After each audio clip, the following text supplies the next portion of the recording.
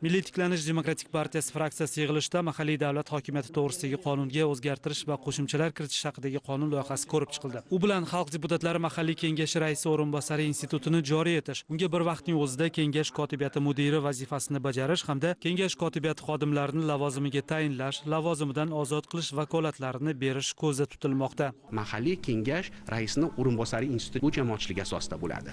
Shu bilan birga mahalliy kengashlarda faoliyatini, ya'ni ham ishni samarali qilish uchun, muammolarga tezkor javob berish uchun bu mahalliy kengash rayosati instituti joriy etilyapti.